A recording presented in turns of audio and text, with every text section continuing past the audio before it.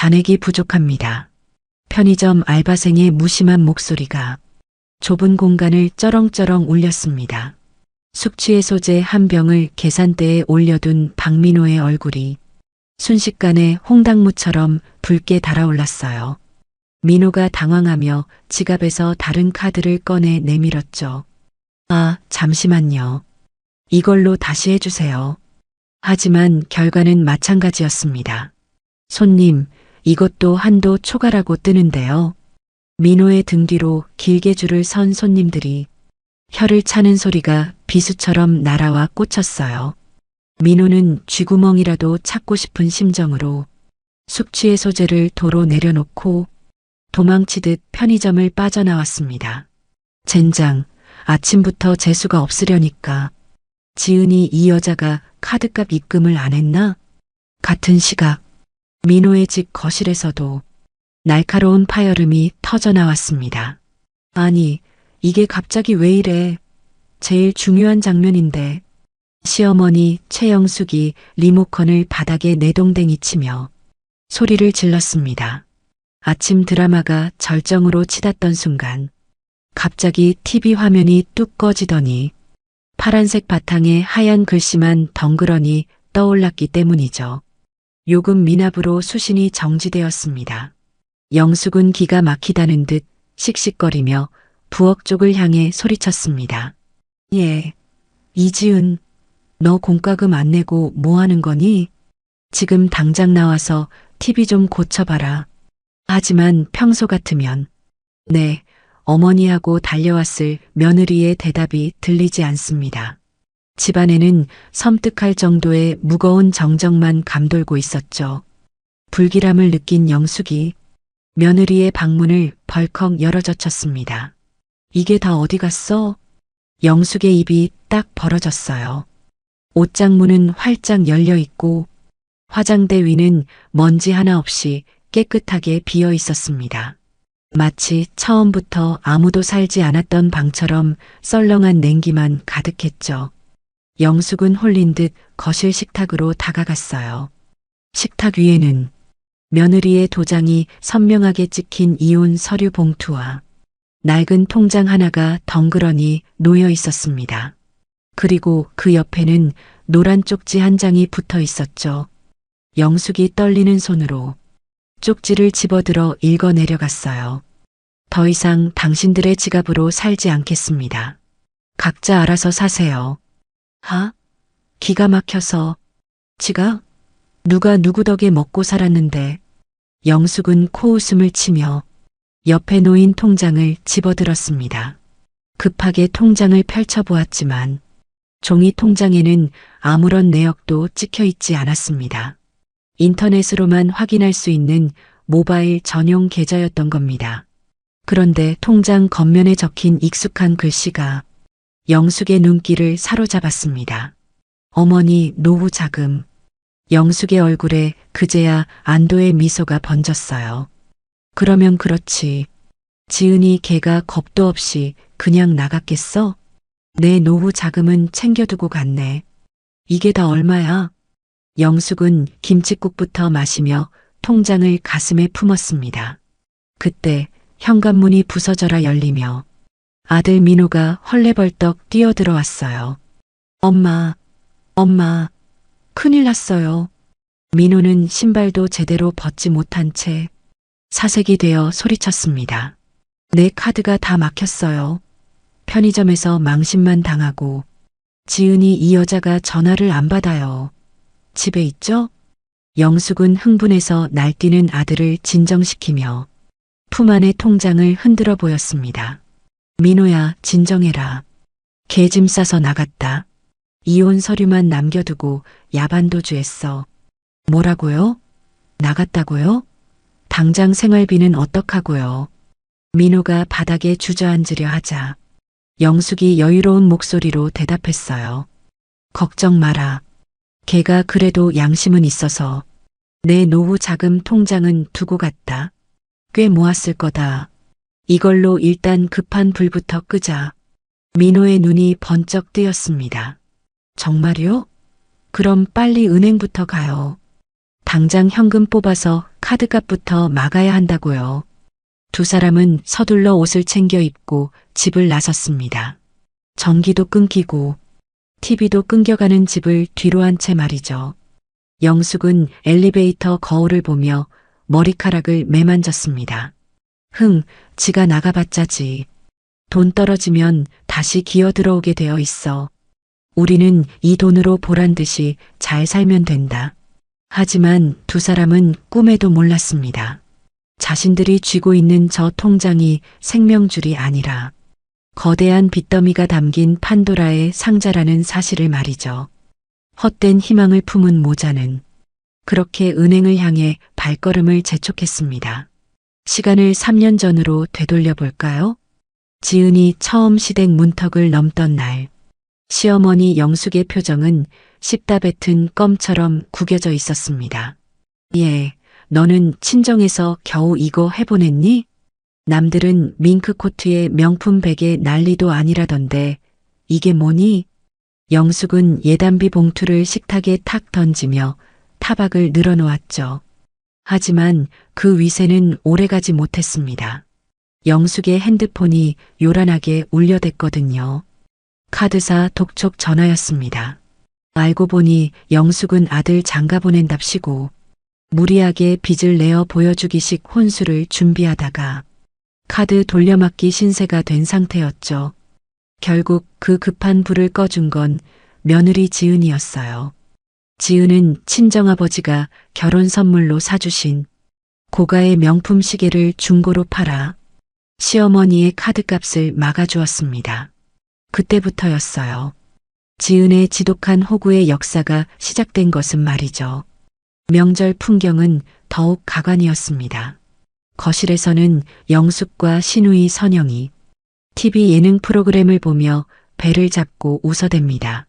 아하, 엄마, 저기 봐. 진짜 웃기지 않아? 반면 부엌 구석은 전쟁터가 따로 없습니다. 지은은 한 손으로는 프라이팬을 잡고 전을 부치면서 다른 한 손으로는 노트북 키보드를 두드리고 있었어요. 네, 고객님. 지금 미국 증시 변동성이 크니까 채권 비중을 좀 늘리시는 게 좋겠습니다. 기름 냄새 진동하는 부엌에서 수십억 자산을 굴리는 12년 차 베테랑 PB의 업무가 동시에 돌아가고 있었던 겁니다. 하지만 시댁 식구들은 이런 지은을 그저 용돈벌이 재택 알바 정도로만 취급했죠. 사실 그들이 입고 먹고 쓰는 모든 돈이 바로 그 알바비에서 나오고 있는데도 말입니다. 남편 민호의 경제적 압박은 날이 갈수록 심해졌습니다. 어느 날 밤 술에 취해 들어온 민호가 지은의 방문을 발로 쾅 차며 소리쳤습니다. 야, 돈 좀 내놔봐. 사업 자금 급하다고 했잖아. 지은이 차분하게 대답했습니다. 여보, 지난번에도 3천만 원 가져가서 다 날렸잖아요. 더는 안 돼요. 그러자 민호가 신고 있던 구두를 벗어 벽에 집어던지며 위협적으로 다가왔습니다. 너 지금 남편 무시하냐? 장인어른이 너한테 물려준 땅 있는 거 다 알아. 그거라도 팔아서 가져오란 말이야. 거실에 있던 영숙도 거들고 나섰죠. 그래, 아가. 여자가 독하게 돈 쥐고 있으면 집안 망한다. 남편 기 좀 살려줘라. 지은은 묵묵히 참아냈습니다. 하지만 바보라서 당하고만 있었던 건 아닙니다. 지은은 밤마다 남편이 잠든 사이 조용히 일어나 가계부를 펼쳤어요.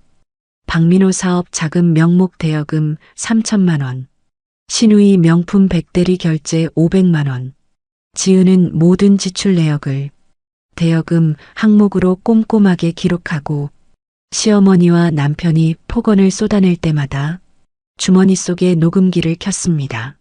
차곡차곡 쌓인 증거들은 훗날 지은을 지켜줄 가장 강력한 무기가 되고 있었죠.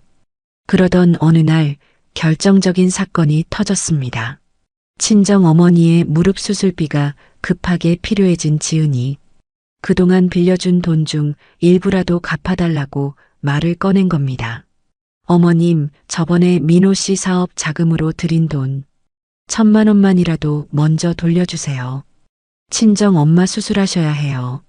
하지만 영숙은 눈 하나 깜짝하지 않고 귤을 까먹으며 대꾸했습니다. 예, 너는 참 계산적이다. 부부 사이에 네 돈 내 돈이 어디 있니? 시집 왔으면 이 집 귀신이지. 친정 타령은 왜 해? 그 순간 지은의 마음속에서 마지막 남은 정마저 툭 하고 끊어지는 소리가 들렸습니다. 아, 이 사람들은 사람이 아니구나. 밑 빠진 독이구나. 지은은 더 이상 망설이지 않았어요. 다음 날 바로 회사에 복직 신청서를 냈고 변호사 친구를 만나 소송 준비를 마쳤습니다. 지은이 집을 나가기 전날 밤이었어요. 아무것도 모르는 영숙이 소파에 누워 며느리에게 명령했습니다. 아가, 내일 내 계모임 친구들 오기로 했으니까 잡채랑 갈비찜 좀 해놔라. 한 12첩 반상으로 쫙 깔아, 알았지? 지은은 짐을 싸다 말고 뒤를 돌아보았습니다. 평소 같으면 한숨을 쉬었겠지만 이번에는 서늘할 정도로 차가운 눈빛이 영숙을 향했어요. 네, 어머니. 알겠습니다. 마지막으로 아주 잘 차려드릴게요. 영숙은 며느리의 묘한 말투를 눈치채지 못한 채 콧노래를 흥얼거렸죠. 모두가 잠든 새벽 4시, 지은은 미리 싸둔 캐리어와 시댁의 모든 치부가 담긴 USB 하나를 챙겨 들었습니다. 현관을 나서는 지은의 발걸음에는 망설임이 없었어요. 그렇게 지옥 같았던 3년의 생활이 고요한 새벽 공기 속에서 막을 내리고 있었습니다. 은행 창구 앞 대기석에 앉은 최영숙과 박민호의 표정은 마치 로또 당첨을 기다리는 사람처럼 상기되어 있었습니다. 영숙이 품에 안은 통장을 소중하게 쓰다듬으며 아들에게 속삭였습니다. 민호야, 아무리 못해도 몇 천은 들어있을 거다. 지은이 걔가 씀씀이는 작아도 돈 모으는 재주는 있었잖니. 민호도 침을 꿀꺽 삼키며 맞장구 쳤습니다. 그렇겠죠? 아, 일단 현금 좀 찾아서 맛있는 것 좀 사 먹고 제 카드값부터 막아야겠어요. 곧이어 띵동하는 경쾌한 알림음과 함께 그들의 대기번호가 전광판에 떴습니다. 두 사람은 위풍당당하게 창구 앞으로 걸어갔죠. 이 통장 정리 좀 싹 해주세요. 그리고 잔액 전부 현금으로 인출할게요. 영숙이 통장을 창구 직원에게 밀어 넣으며 거만하게 말했습니다. 하지만 잠시 후 모니터를 들여다보던 은행원의 표정이 묘하게 일그러지기 시작했어요. 은행원이 고개를 갸웃거리며 조심스럽게 입을 열었습니다. 고객님, 죄송하지만 이 계좌에는 인출할 잔액이 없는데요. 순간 영숙의 눈이 휘둥그레졌습니다. 영숙이 창구 유리를 두드리며 소리쳤어요. 그게 무슨 소리예요? 여기 거표지에 노후 자금이라고 딱 써 있잖아요. 다시 잘 좀 봐요. 은행원은 난처한 표정으로 모니터 화면을 돌려 보여주었습니다. 고객님, 이 계좌는 공과금이랑 생활비 자동이체만 걸려있는 일명 깡통 계좌입니다. 현재 잔액은 0원이고요. 오히려 은행원이 잠시 뜸을 들이더니 청천벽력 같은 말을 덧붙였어요. 주택담보대출 이자가 3개월째 연체되어서 오늘부로 경매 예고장이 발송된 상태입니다. 영숙과 민호는 망치로 머리를 얻어맞은 듯 멍해졌습니다. 사실 지은은 시어머니가 볼 수 있게 거표지에만 그럴싸한 이름을 적어두고 실제 알맹이는 진작에 회수하고 대출 상환까지 중단해버린 것이었죠.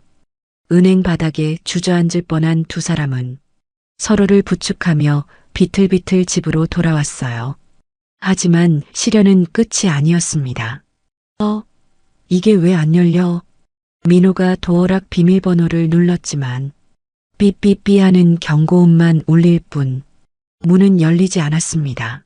관리실에 호출을 하자 건조한 목소리가 흘러나왔습니다. 아, 천사오요? 관리비가 장기 체납되어서 전자키 시스템이 정지됐습니다. 밀린 거 납부하시기 전에는 못 열어드립니다. 뭐라고요? 아니, 내가 누군지 알고 감히 문을 잠가. 영숙이 고래고래 소리를 질렀지만 인터폰은 이미 끊긴 뒤였습니다.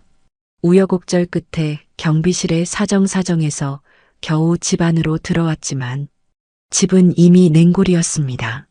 배고픔을 참지 못한 민호가 냉장고 문을 열었지만 안에는 말라 비틀어진 파 한 단뿐이었죠. 민호가 신경질적으로 배달 앱을 켰지만 등록된 카드는 모조리 사용 불가였습니다. 민호가 핸드폰을 소파에 집어던지며 허공에 대고 분통을 터뜨렸어요.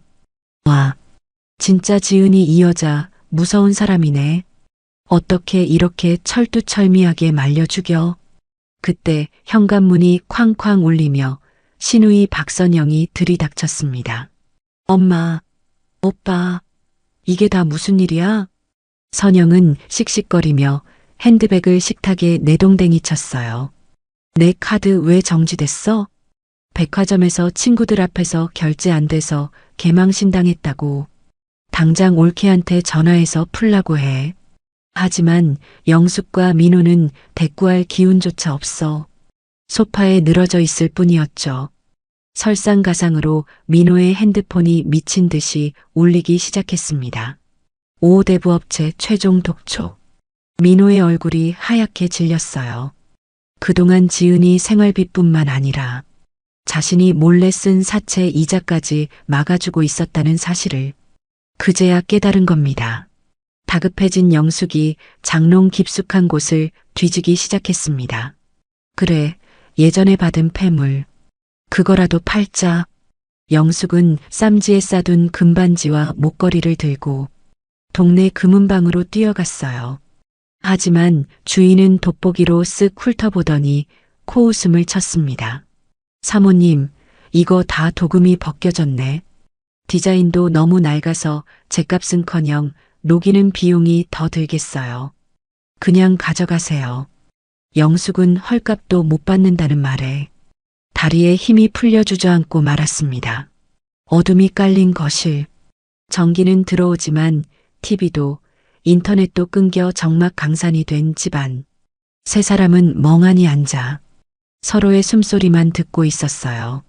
며느리 한 사람이 사라졌을 뿐인데 자신들의 삶이 송두리째 무너져 내리고 있다는 사실. 그들이 그토록 무시했던 며느리의 빈자리가 가져온 현실적인 가난의 공포가 뼛속까지 파고들고 있었습니다. 한편 그 시각 여의도 증권가의 풍경은 그야말로 치열한 전장과도 같았습니다. 그 중심에 있는 H증권의 한 사무실. 전화벨 소리와 키보드 두드리는 소리가 끊이지 않는 이곳에 전혀 다른 모습의 이지은이 앉아 있었어요. 늘어난 무릎이 튀어나온 촌스러운 홈웨어는 온데간데 없고 칼주름이 잡힌 세련된 정장을 입은 지은이 날카로운 눈빛으로 듀얼 모니터를 응시하고 있었죠. 네, 이사님. 지금 바이오 관련 주식은 매도 타이밍입니다. 현금 비중을 높이시는 게 좋겠습니다. 수화기 너머로 들리는 목소리는 단호하고 명확했습니다. 지은은 단순히 집에서 살림만 하던 며느리가 아니었어요. 금융권에서 산전수전 다 겪으며 12년을 버텨온 업계에서도 알아주는 실력파 베테랑 PB가 바로 그녀의 진짜 모습이었거든요. 게다가 그녀의 친정은 빚 한 푼 없이 건실한 중소기업을 운영하는 알짜배기 집안이었지만 지은은 시댁 식구들의 길을 죽이지 않기 위해 그 사실을 철저히 숨겨왔던 겁니다. 점심시간이 되자 말쑥한 차림의 남자가 지은의 사무실 문을 두드렸습니다. 대학 동창이자 승률 높은 이혼 전문 변호사 김현우였어요. 현우는 걱정스러운 표정으로 두툼한 서류 봉투를 지은의 책상 위에 내려놓았습니다. 지은아, 여기 부탁한 서류들이다. 내용 증명서, 대여금 반환 소송장, 그리고 가압류 신청서까지 다 준비했어. 현우가 지은의 얼굴을 살피며 조심스럽게 물었어요. 그런데 정말 괜찮겠어? 시댁 식구들이 널 찾으려고 흥신소까지 풀고 난리라던데. 막상 얼굴 보면 마음 약해지는 거 아니야? 지은은 서류 봉투를 집어들며 차갑게 미소 지었습니다. 걱정 마. 감정 낭비는 할 만큼 했어. 이제부터는 철저하게 법과 돈으로만 상대할 거야. 그 사람들이 제일 무서워하는 게 그거니까. 지은은 비서를 불러 짧고 간결하게 지시를 내렸습니다. 김 비서, 내가 시댁 명의로 해뒀던 정수기랑 공기청정기 렌탈 있죠? 그거 지금 당장 전부 해지해요. 그리고 위약금 청구서는 그 집으로 보내버리고요. 지은의 지시는 망설임이 없었습니다. 그렇게 업무를 처리하고 현우와 함께 고급 일식집으로 향한 지은. 접시 위에 놓인 윤기가 흐르는 초밥을 보자 문득 과거의 기억이 떠올랐습니다. 아가, 생선은 대가리가 제일 맛있는 거다. 너 다 먹어라. 살점 하나 없는 생선 대가리만. 자신의 밥그릇에 올려주던 시어머니의 모습이 스쳐 지나갔죠. 지은은 씁쓸한 미소를 지으며 가장 비싸고 맛있는 부위를 입에 넣었습니다. 비로소 자신이 대접받아야 할 자리에 돌아왔음을 실감하는 순간이었어요. 식사를 마치고 나온 지은은 습관처럼 모바일 뱅킹 앱을 켰습니다. 시댁이라는 밑빠진 독을 막아버리자 통장 잔고는 눈에 띄게 불어나고 있었습니다. 그동안 자신이 얼마나 바보처럼 퍼주며 살았는지 숫자가 증명해주고 있었죠. 퇴근길 지은은 홀린 듯 백화점 화장품 매장으로 들어갔어요. 손님, 선물하실 건가요? 직원의 물음에 지은이 고개를 저으며 당당하게 카드를 내밀었습니다. 아니요, 제가 쓸 겁니다. 제일 좋은 걸로 주세요. 그동안 신우이 선영에게 사주기만 했던 최고급 화장품 세트를 받아든 지은의 발걸음은 또각거리는 구두 소리만큼이나 경쾌하고 당당했습니다. 하지만 폭풍전야의 고요함은 오래가지 않았어요. 흥신소를 통해 지은의 회사를 알아낸 남편 민호가 흥분해서 영숙에게 전화를 걸었거든요. 엄마, 찾았어요. 지은이 이 여자가 여의도 H증권에 숨어 있었대요. 거기가 직장이래요. 민호는 수화기 너머로 씩씩거리며 소리쳤습니다. 내일 아침 일찍 쳐들어가요. 가서 머리채를 잡아서라도 돈 내놓으라고 단판을 지어야겠어요. 그 시각 지은은 오피스텔 창밖으로 화려하게 빛나는 여의도의 야경을 내려다보고 있었습니다. 유리에 비친 지은의 눈빛은 어느 때보다 차갑게 빛나고 있었죠. 내일이면 시댁 식구들이 들이닥칠 것을 예감했지만 두려움은 없었습니다. 오히려 그들의 마지막 발악을 어떻게 잠재워줄지 지은은 냉정하게 계산을 끝마친 상태였습니다. 다음 날 점심시간 여의도 H증권 본사 로비는 때 아닌 소란으로 아수라장이 되었습니다. 최영숙과 박민호, 박선영이 씩씩거리며 회전문을 통과해 로비로 들이닥쳤거든요.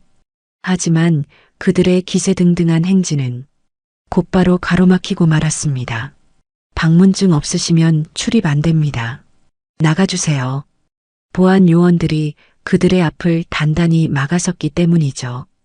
영숙이 보안 요원의 가슴팍을 밀치며 악을 썼습니다. 비켜. 내가 누군 줄 알아? 여기 이지은 과장 시어머니야. 내 며느리 나오라고 해. 점심을 먹으러 나가던 직장인들이 눈살을 찌푸리며 힐끔거렸어요. 세련된 오피스룩 사이에서 등산복 차림으로 고함을 지르는 영숙의 모습은 그야말로 꼴불견이었으니까요. 잠시 후 보고를 받은 이지은이 엘리베이터에서 내렸습니다. 지은을 발견한 영숙이 바닥을 구르듯 벌떡 일어나 달려들었어요. 야, 이지은, 네가 감히 시애미를 굶겨? 전화는 왜 안 받아? 영숙이 지은의 머리채를 잡으려 손을 뻗었지만 보안 요원들이 순식간에 영숙의 양팔을 제압했습니다. 지은은 눈 하나 깜짝하지 않고 마치 남을 보듯 차가운 눈빛으로 영숙을 내려다보며 말했습니다. 여기는 제 직장입니다. 업무 방해로 경찰 부르기 전에 당장 돌아가세요. 서리빨 같은 지은의 목소리에 영숙이 멈칫했습니다. 분위기가 심상치 않음을 느낀 민호가 비굴하게 웃으며 지은의 옷소매를 잡으려 했어요. 여보, 지은아, 이러지 말고 우리 대화로 하자. 응? 당장 쌀쌀 돈도 없어서 그래. 우리가 잘못했다. 지은은 민호의 손을 벌레 털어내듯 뿌리치며 미리 준비해 온 두툼한 서류 봉투를 민호의 가슴팍에 떠안겼습니다. 대화? 이게 내 대답이야. 민호가 떨리는 손으로 봉투를 열어보았습니다. 그 안에는 지난 3년간 지은이 시댁에 쓴 생활비 내역서와 남편과 시누이가 빌려간 돈에 대한 차용증 복사본, 그리고 입이 떡 벌어지는 금액이 적힌 총 청구서가 들어 있었어요. 내용을 보고 입을 다물지 못하는 식구들에게 지은이 못을 박았습니다. 가족이라서 그냥 드린 용돈인 줄 아셨어요? 착각하지 마세요. 다 빌려드린 겁니다. 이번 주 내로 전액 상환 안 하시면 급여 압류하고 재산 명시 신청 들어갑니다. 옆에서 내용을 훔쳐보던 선영이 울먹이며 소리쳤어요. 옳게. 아무리 그래도 가족끼리 너무한 거 아니야? 어떻게 우리가 쓴 돈을 다 갚으라고 해? 지은이 코웃음을 치며 선영을 쏘아보았습니다. 가족? 너희가 나를 가족 취급한 적이나 있어? 나는 너희 집에 빨대 꽂을 만만한 대상이었잖아. 안 그래? 지은의 팩트 폭격에 선영은 꿀먹은 벙어리가 되어 고개를 숙였습니다. 지은은 파랗게 질려있는 민호에게 한 걸음 더 다가갔습니다. 그리고 주위 사람들에게 들리지 않게 낮고 서늘한 목소리로 속삭였어요. 그리고 박민호 씨, 당신이 내 서류 몰래 훔쳐다가 대출 받으려던 거 내가 증거 다 확보했어. 법적으로 복잡해지기 싫으면 얌전히 이혼 도장 찍어. 민호의 다리가 후들거리기 시작했습니다. 그것은 단순한 경고가 아니라 사회적 파멸을 예고하는 사형 선고나 다름없었기 때문이에요. 지은은 할 말을 잃고 석상처럼 굳어버린 시댁 식구들을 뒤로 한 채 돌아섰습니다. 다시는 찾아오지 마세요. 그땐 진짜 법대로 합니다. 지은이 엘리베이터에 올라타고 문이 닫히는 순간까지 세 사람은 로비 한복판에 멍하니 서 있을 수밖에 없었습니다. 사람들의 따가운 시선과 비웃음만이 그들의 초라한 등을 찌르고 있었어요. 집으로 돌아온 영숙은 분을 이기지 못해 방바닥을 치며 통곡했습니다. 아이고, 내가 며느리 하나 잘못 들여서 이 꼴이 되다니. 쌀 한 톨 쌀 돈이 없는데 이걸 어떻게. 하지만 슬픔도 잠시. 영숙의 눈에 도끼가 서리기 시작했어요. 돈을 갚을 능력은 쥐뿔도 없으면서 억울함만 남은 영숙은 기어이 최악의 수를 두기로 결심했죠. 그래, 네가 날 무시해? 내가 너 여의도 바닥에서 얼굴도 못 들고 다니게 만들어주마. 옆에서 눈치를 보던 민호도 덩달아 흥분해서 맞장구 쳤습니다. 맞아요, 엄마. 지은이 걔 직장 잘리면 끝장이잖아요. 우리가 먼저 선수 치자고요. 다음 날 아침 H증권 본사 앞에는 기막힌 풍경이 펼쳐졌습니다. 영숙이 붉은 글씨로 시어머니 버리고 돈 들고 튄 폐륜 며느리 이지은 고발합니다라고 적힌 피켓을 들고 1인 시위를 시작한 겁니다. 여러분, 제 말 좀 들어보세요. 며느리가 병든 시어머니를 굶겨 죽이려고 합니다. 영숙은 출근하는 직장인들을 붙잡고 거짓 눈물을 뚝뚝 흘리며 호소했어요. 그 시각 민호는 동네 PC방 구석에 처박혀 키보드를 두드리고 있었습니다. 회사 익명 게시판과 지역 맘카페, 커뮤니티마다 H증권 이지은 과장의 소름 끼치는 두 얼굴이라는 제목으로 허위 사실을 도배하기 시작했죠. 시댁 돈을 횡령했다. 남편을 학대했다는 말도 안 되는 소설을 써내려가면서 말입니다. 출근하던 지은은 회사 로비 앞에서 시위 중인 영숙을 보고 발걸음을 멈췄습니다. 수군거리는 사람들의 시선이 화살처럼 꽂혔고 지은의 얼굴은 붉게 달아올랐어요. 사무실에 도착하자마자 인사팀장이 지은을 호출했습니다. 이 과장, 이게 무슨 일이야? 회사 앞에서 시위하고 게시판에는 이상한 글 올라오고 우리 회사는 고객 신뢰가 생명인 거 몰라? 팀장은 곤란하다는 표정으로 책상을 톡톡 두드리며 압박을 가했습니다. 개인적인 가정사는 알아서 조용히 해결해. 회사 이미지 망치지 말고. 지은은 입술을 깨물며 고개를 숙였어요. 죄송합니다. 최대한 빨리 정리하겠습니다. 설상가상으로 신우이 선영은 지은의 핸드폰에 불이 나도록 협박 문자를 보내고 있었습니다. 야, 빨리 돈 내놔. 안 그러면 회사에 전화해서 다 풀어버릴 거야. 선영은 아예 회사 대표 번호로 전화를 걸어 상담원에게 이지은 바꿔라. 거기 직원 교육 똑바로 시켜라 하며 업무를 마비시키기까지 했어요. 동료들이 힐끔거리며 수군대는 소리가 들려오자 지은은 도망치듯 화장실로 들어갔습니다. 세면대 앞에서 거친 숨을 몰아쉬며 떨리는 손으로 찬물을 끼얹었죠. 거울 속 자신의 눈을 똑바로 바라보며 지은은 무너지는 멘탈을 다잡았습니다. 여기서 무너지면 안 돼. 저 사람들이 바라는 게 바로 이거야. 그때 변호사 현우에게서 전화가 걸려왔어요. 지은아, 상황 들었다. 많이 힘들지? 아니야, 현우야. 예상했던 일이야.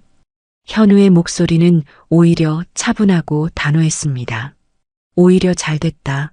시어머니 시위 장면, 남편이 쓴 글, 신우이 문자. 이거 전부 명백한 명예훼손이고 업무방해 증거야. 이걸로 합의 없는 이혼은 물론이고 위자료 청구까지 확실해졌어. 지은의 눈빛이 다시 차갑게 빛났습니다. 그래. 그럼 지금 바로 움직이자. 지은은 법무팀의 자문을 받아 즉시 법원에 접근 금지 가처분 신청을 준비했어요. 그리고 창가로 다가가 블라인드 사이로 내려다보았습니다. 저 밑에서 영숙은 지나가는 사람들을 붙잡고 가슴을 치며 연기를 펼치고 있었죠. 지은은 핸드폰 카메라를 켜고 그 모습을 냉정하게 촬영했습니다. 자신이 파놓은 무덤인 줄도 모르고 날뛰는 영숙의 모습이 고스란히 영상에 담겼어요. 지은은 마지막 확인 사살을 위해 민호에게 전화를 걸었습니다. 신호음이 몇 번 울리기도 전에 민호가 낄낄거리며 전화를 받았어요. 여보세요? 왜? 이제 좀 무서우냐? 회사 잘릴까봐 겁나? 민호의 비아냥거리는 목소리가 스피커폰을 통해 흘러나왔습니다. 돈 내놓으면 그만해줄게. 생활비랑 내 빚 갚을 돈. 그리고 위자료까지 넉넉히 챙겨와. 그럼 봐줄게.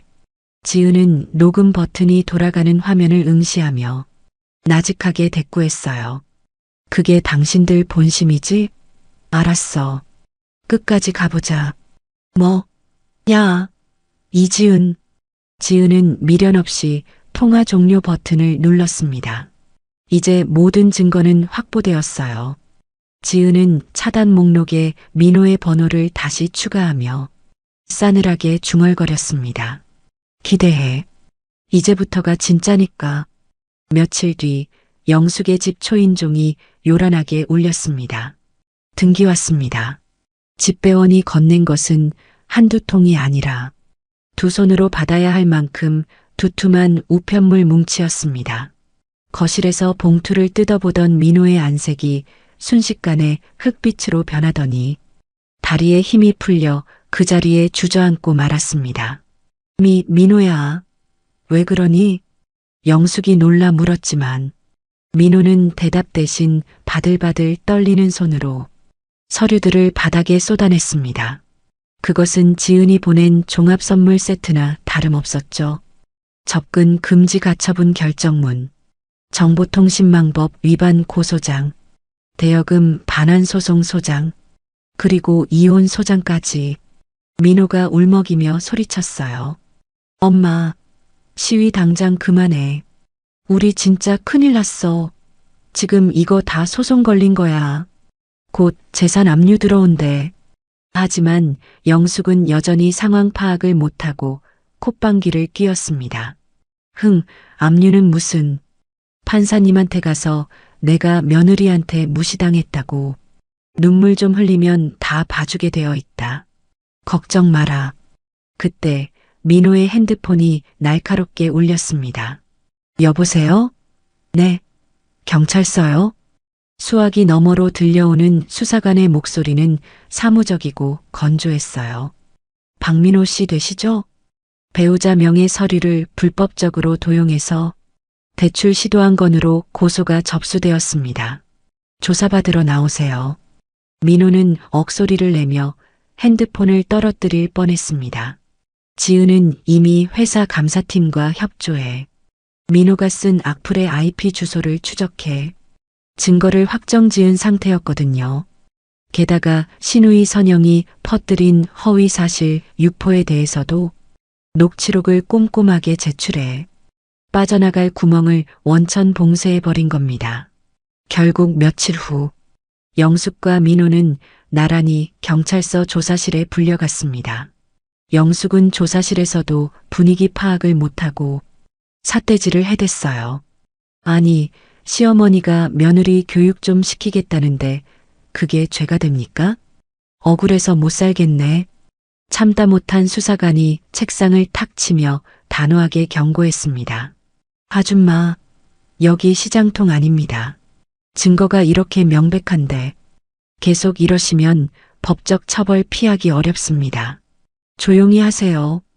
서슬 펄언 수사관의 일갈에 그제야 영숙은 입을 다물고 쭈그러들었어요. 지은은 변호사를 통해 절대 합의는 없다는 입장을 고수했습니다. 결국 민호는 거액의 벌금형과 함께 전과 기록이 남게 되었고 영숙과 선영도 명예훼손과 업무방해로 벌금형과 사회봉사 명령을 피할 수 없게 되었습니다. 진짜 지옥은 판결 이후부터 시작되었죠. 민호는 신용불량자로 등재되어 더 이상 신용카드는커녕 통장 개설조차 할 수 없게 되었어요. 설상가상으로 다니던 중소기업에도 급여 압류 통지서가 날아들자 회사 측에서는 더 이상 같이 일하기 힘들다며 권고사직을 통보했습니다. 하루아침에 정가자의 신용불량자, 그리고 백수가 되어버린 겁니다. 지은은 이혼 소송에서도 완벽하게 승소했습니다.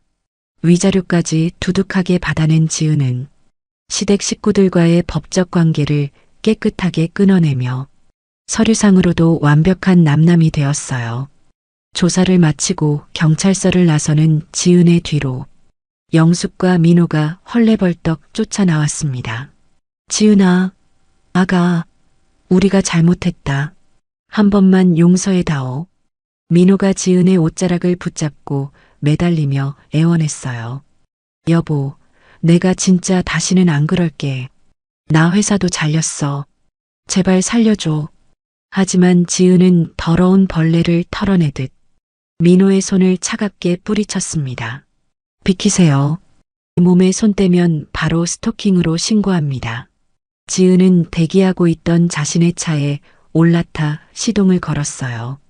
백미러 속에서 땅을 치며 통곡하는 두 모자의 모습이 보였지만 지은은 눈길 한 번 주지 않고 경찰서를 빠져나갔습니다. 비로소 길고 길었던 악연의 고리가 끊어지는 순간이었습니다. 계절이 한 바퀴를 돌아 다시 1년이라는 시간이 흘렀어요. 영숙이 그토록 자랑하던 아파트는 결국 경매로 넘어가 헐값에 매각되고 말았습니다. 빚잔치를 끝내고 나니 남은 건 빈털터리 신세뿐이었죠. 화려했던 지난날은 꿈처럼 사라지고 영숙네 식구들은 곰팡이 냄새가 코를 찌르는 좁은 반지하 월세방으로 쫓겨나고 말았습니다. A씨, 오늘도 공사판에서 오야지가 얼마나 갈구던지 민호가 구겨진 작업복을 바닥에 집어던지며 소주병을 땄습니다. 그는 일용직 노동판을 전전하고 있었지만 술을 끊지 못해 허구한 날 사람들과 시비가 붙어 얼굴에 상처가 마를 날이 없었어요. 구석에 앉아있던 선영도 퉁퉁 불어 터진 손을 주무르며 울상을 지었습니다. 오빠는 조용히 좀 해. 나 오늘 식당에서 설거지하느라 손가락 끊어지는 줄 알았어. 아, 내 팔자야. 세 식구는 좁은 방에 옹기종기 모여 앉아 불어 터진 라면으로 끼니를 때우기 시작했습니다. 영숙은 라면 국물을 떠먹다 말고 왈칵 쏟아지는 눈물을 훔쳤어요. 흑흑. 그때 며느리한테 조금만 더 잘해줄걸. 김장이라도 내가 한다고 할걸. 내가 미쳤지. 복을 제 발로 찼어. 영숙의 후에 섞인 눈물이 라면 국물 위로 뚝뚝 떨어져 파동을 만들었지만 이미 지나간 버스는 돌아오지 않는 법이죠. 반면 지은의 삶은 완벽하게 달라져 있었습니다. 회사에서 탁월한 능력을 인정받아 최연소 팀장으로 승진했고 재테크도 대박이 나서 완전한 경제적 자유를 얻었거든요. 비가 추적추적 내리는 어느 날 오후였어요. 영숙은 비에 젖은 폐지 박스를 힘겹게 리어카에 싣고 횡단보도 앞에 서 있었습니다. 그때 신호 대기 중인 고급 세단 한 대가 영숙의 눈에 들어왔어요. 운전석에 앉아 있는 사람은 세련된 단발머리에 우아한 블라우스를 입은 며느리 지은이었습니다. 영숙은 반가움과 미안함이 뒤섞인 마음에 리어카도 내팽개치고 찻길로 뛰어들었습니다. 아가, 지은아, 나다, 애미다. 영숙이 손을 흔들며 다가가려는 순간 신호등이 초록불로 바뀌었어요. 붕.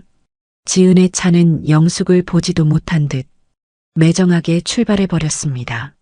바퀴가 무릉덩이를 치고 지나가는 바람에 영숙은 머리부터 발끝까지 시커먼 흙탕물을 뒤집어 쓰고 말았어요. 아이고, 지은아, 나 좀 보고 가. 내가 잘못했다. 영숙은 길바닥에 주저앉아 통곡했지만 지나가는 사람들은 쯧쯧 노인네가 왜 저래 하며 혀를 차고 지나갈 뿐 아무도 거들떠보지 않았습니다. 지은은 백미러로 뒤를 확인조차 하지 않았어요. 그저 라디오에서 흘러나오는 경쾌한 재즈 음악을 흥얼거리며 핸들을 톡톡 두드릴 뿐이었죠. 따뜻하고 안락한 자신의 집으로 돌아온 지은은 향긋한 허브티를 한 잔 내려 창가에 섰습니다. 창밖에는 여전히 비가 내리고 있었지만 지은이 서 있는 이곳은 춥지도 눅눅하지도 않았어요. 지은은 핸드폰을 꺼내 설정 메뉴로 들어갔습니다. 그리고 차단된 번호 목록에 저장되어 있던 시댁 식구들의 번호를 하나씩 눌러 삭제 버튼을 눌렀습니다. 이제는 차단 목록에서조차 그들의 흔적을 남겨두고 싶지 않았기 때문입니다. 후, 이제 진짜 끝이다. 지은은 편안한 미소를 지으며 읽던 책을 펼쳤어요. 그녀의 평온하고 자유로운 일상은 비온 뒤 굳어진 땅처럼 앞으로 더욱 단단하게 계속될 것입니다. 오늘의 사연 어떠셨나요? 속 시원한 참교육이 마음에 드셨다면 구독과 좋아요 부탁드립니다. 여러분의 관심이 더 맛있는 사연을 만듭니다. 지금까지 사연 밥상이었습니다.